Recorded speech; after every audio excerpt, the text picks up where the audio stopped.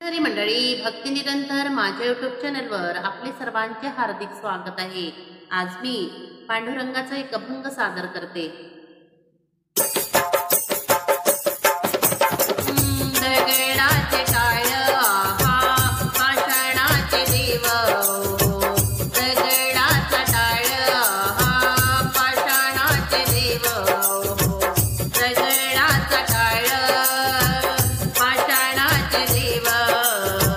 घास रे विठ्ठला बोले नामदेव, घास रे विठ्ठला बोले नामदेव, घास रे